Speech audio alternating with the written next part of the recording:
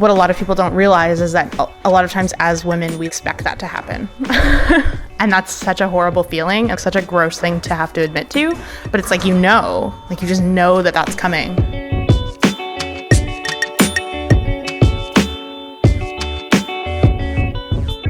That is Siobhan Ozegue, and this is Tiny Conversations. I'm Brian Colley.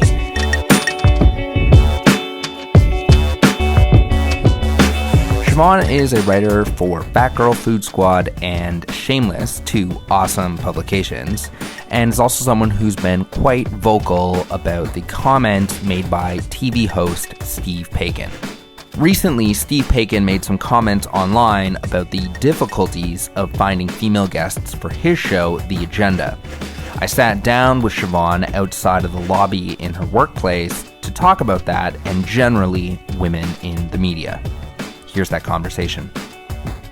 You've been somewhat vocal about the stuff that's happened with Steve Paikin and The Agenda, and basically him saying that they have all this trouble getting female guests, and then the reasoning of why he thinks that is. And so you can probably articulate it better than I can as to what's going on and what are some of the issues with what he's written and said. So I think there's a lot of things that have come up from this. I think the biggest and most important thing that we should keep at the forefront is that there are not a lot of female experts who are coming out and talking about things, and that's an important perspective to have, and we need to be actively encouraging people to feel like it's a safe space where they can, sort of talk about the things they know about and share that perspective, because again, just kind of going back to that earlier conversation of like, that's how people learn. It's like diverse sort of perspectives can really help everyone. I think the problem with what he did was essentially he sort of took this like almost victim blaming rhetoric of like, women don't want to be on the agenda because X, Y, and Z, but never really sort of put himself in the position of a woman who would identify as an expert or who would consider being on television. And just like never really contextualized like why maybe either the scenario that they're presenting is problematic, or why as a general phenomenon this is happening, because it's not just the agenda that's having problems, like getting women to come on the show and getting women to actively speak out against things or to speak in favor of things or to even just present sort of like an expert opinion. And I think that there's a couple of things at play. So part of what happened after he put this blog post out was like, obviously everybody went like just off the rails with, I think, really good reason. I think like there's a lot of things in his piece that were problematic, where he sort of talked about like women being concerned about how they look on television, and I think not really giving a fair perspective to that and just sort of mentioning it off cuff, which obviously enraged a lot of people. Well, the other thing was, just for people who might not be aware, it was that he said, I think there's something in women's DNA. Yes. But he said it was women's DNA that they'll make up excuses. Like they won't find, if they have to take care of the kids, they won't say, okay, I'll find someone to take care of the kids. Yeah. Whereas a man will find someone to take care of the kids. And it's in their DNA that they'll say that their roots are showing and they won't show up because of that, where a man wouldn't say that. And I think there were a couple other examples, but that's the key one, is just sort of this, I don't know, pinning it on women like, well, you're just naturally always going to make excuses and you're naturally just going to be really vain. But I think I said it's so simplistic for him to say that. And I think that what he didn't take into account is that a lot of times if you are a single mother, maybe you like can't afford childcare, so maybe that's why you're not going to go on the show.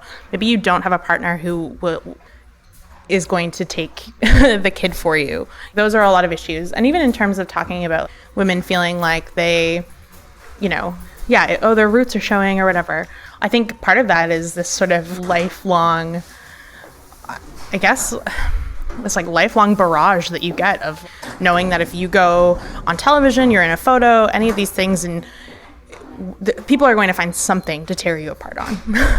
And I think what a lot of people don't realize is that a lot of times as women, we expect that to happen.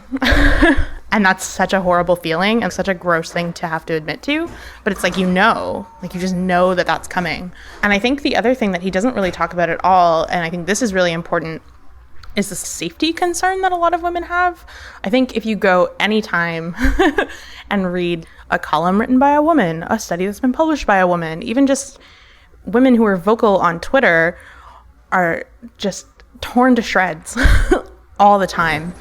They are threatened. They get horrible threats of rape and violence a lot of the time. There's a video game that was put up about a year and a half ago of a woman who was sort of advocating for more female presence in video games. And then a video game was actually created where you could beat her up. Oh, gosh. Where you could just punch her face until the whole screen went red. If you thought that was going to happen to you, maybe you would willingly stay home. And that's horrible. And yet, if she goes on television and is an expert and then gets harassed online, all someone's going to say to her is, "Well, you knew that when you went on the show." And so, in a lot of ways, I don't blame them. Like, I don't blame women for not wanting to go on these shows and not wanting to put themselves out there, because it can endanger them, can also ruin them online. And I just think that, the agenda itself, I don't think has a great record of making their female guests feel comfortable and look great on television. And I don't mean that from an aesthetic point of view. I mean that from even just framing their issues and framing the conversation. But I just think that, I don't know, it was such a I kind of hate this term, but it was such a mansplaining sort of way for him to be like, well, ladies, we tried, why won't you talk to us? And I think not seeing how that's part of the problem is part of why people are so angry. I think one of the key things, and I think about this a lot as a man, is recognizing, well, where do I fit into this? What are the potential things? And just as a human being, I always look at what are the potential influences and factors I might be having, positive or negative, that is contributing to this result. And I think when anyone talks and they go, here's what you're doing, but they don't say, here's what I'm doing. Here's where my responsibility lies. I think there's an issue. So what more could he have done? I don't think he's some scumbag. I don't think the agenda should be defunded or any of that sort of stuff.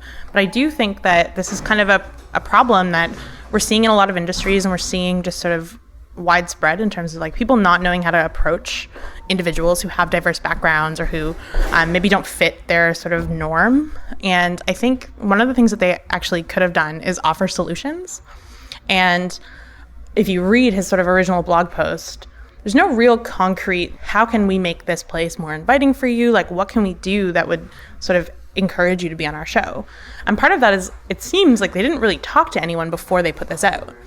And I think even framing it as hey, we want to talk to you anonymously, whatever, just to get some ideas of what would encourage you to come on our show. And I think that would have been a really big step. I would have loved to see a program on the agenda sort of talking about why women are scared to be sort of public figures. I think he filmed a show 2 days after that came out, or maybe even the following day.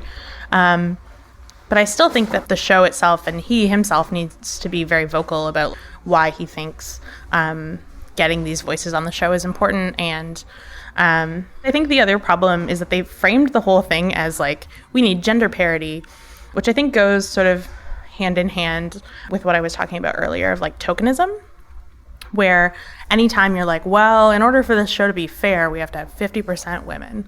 It's just a weird sort of way to frame it, where he framed it more as we need this for our stats, and less for we actually want to hear from these voices. And I think that's where people got really enraged. It's kind of just making you feel like you're just being brought on the show because you fit into a box. Yeah, I think a Band-Aid solution is, okay, well, let's just try and even the playing field by getting people of those groups that aren't represented. Yeah. But you really have to ask, why is this just not naturally happening? Why can't we just say, we are going to talk about the AIDS epidemic, and then boom, We get these 4 experts. We get the 4 best people in the field, and those 4 best people in this one field don't all look the same. And then when we go to the next field, these 4 people in that field don't all look the same. I mean, obviously that's part of like some of the systemic issues where a lot of times people who are coming from a different class background, a different race background, a different gender background are not able to get those opportunities. And I think that's sort of like a whole other different discussion. But I think any time that that's like how you're approaching a television show or a newspaper or a radio station, any of those kinds of things, I think that's really problematic. And I think that we sort of have to be actively changing our policies to encourage those voices.